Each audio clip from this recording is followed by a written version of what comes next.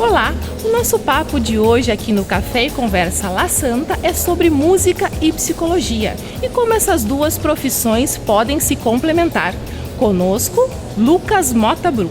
Lucas, psicólogo e músico. Isso. De que maneira essas duas profissões se interagem na tua vida?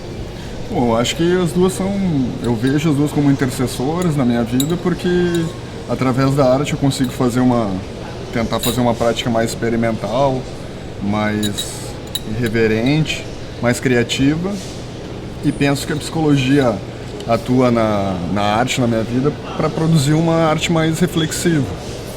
Através do uso de argumentos científicos, assim, eu consigo abrir o leque maior, assim, um leque maior sobre a arte. Acho que ela consegue fomentar uma criatividade, a arte sobre a ciência, e a ciência consegue me produzir uma reflexão sobre a arte. Tu acha que a psicologia, por exemplo, ajuda muito na música, assim como a música na psicologia, porque a gente tem visto, né, terapias com músicas, com certeza. Né, com pacientes depressivos, com pacientes com câncer, e tem-se resultados comprovados de eficácia, Com né? certeza. É mais ou menos nessa linha que tu sim, procura trabalhar. Eu não trabalho com musicoterapia, por exemplo, assim, na minha prática clínica eu não trabalho com nada relacionado à arte. Assim, a arte é um tema que muitas vezes aparece na clínica, mas ela consegue fazer para mim, de certo modo, um olhar diferente sobre a pessoa, né? Dá para pensar a pessoa como uma obra de arte, por exemplo, né, na sua singularidade. Daí eu acho que a música, a arte acaba fazendo isso, fomentando esse olhar sobre a profissão psicóloga. E se tratando de música, assim, o cenário da cidade de Santa Maria, Lucas. Há um tempo atrás nós tínhamos em bares shows de bandas locais, né? Inclusive com músicas autorais, né? Sim. E hoje a gente vê um cenário diferente. Né? A gente vê um cenário onde os tributos, né, estão sendo mais valorizados, mais apresentados. O que tu acha desse atual cenário? Eu acho que, de certo modo, os donos dos bares viram nessas bandas de tributo uma forma mais rentável, né? De se autogestar e autossustentar, né? O bar precisa, né? Que o financeiro seja alguma coisa, né? Com certeza. Mas não consigo ter uma ideia por que isso se deu, assim. Me questiono, problematizo bastante, assim. Fazendo uma contagem essa semana com amigos, assim, a gente chegou a uma média de 70 bandas autorais que existem na cidade. Talvez a gente viva um momento mais criativo da música em Santa Maria, mas não sabia dizer por que os bares... Acho que uma das prioridades do bar é fazer dinheiro, né? Então acho que a rentabilidade do tributo, ela fomenta mais isso, assim, ele acaba possibilitando, né, um retorno financeiro mais direto. Eu acho que a gente tem que repensar algumas questões, assim, uma tentativa de voltar a valorizar, né, uma cidade que sempre foi conhecida Porque a cidade é conhecida como cidade de cultura, Claro. né, Lucas? Então, por que não valorizar a produção local, né? A produção, não que os tributos não tenham o seu valor, né? Com certeza tem, mas que se tivesse um espaço tanto para um quanto para outro, até né? acho que hoje em dia até eu consigo visualizar mais espaço, um retorno às bandas autorais, assim, porque a gente nunca sabe o que vem primeiro, né? Por exemplo, se é o público que cansou das bandas autorais, talvez estou levantando, né, hipóteses. Sim, hipóteses. E os bares acabaram indo atrás, né, do público, enfim, ou se as bandas autorais ficaram... Não consigo ter uma ideia do que vem primeiro, assim. Sim. Mas eu acho que cabe a problematização, né? Claro, ver de repente mais a fundo, né, o que está faltando, né, para se ter um espaço para valorizar justamente a cultura também da cidade, mas né? Por mais que os bares hoje em dia não estejam, ou não sei dizer com certeza se estão, acho que está havendo um retorno das bandas autorais.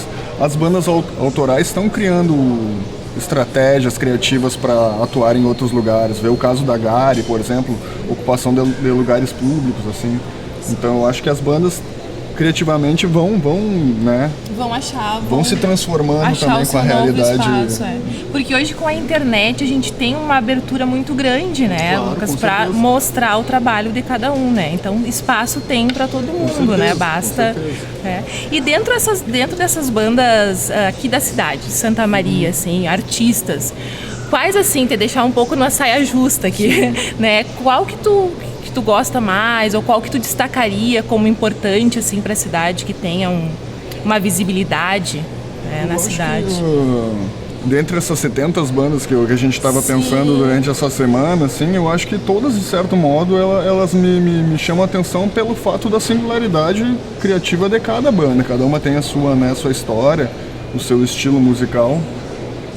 Eu acho que me atraem todas, assim, eu não saberia distinguir.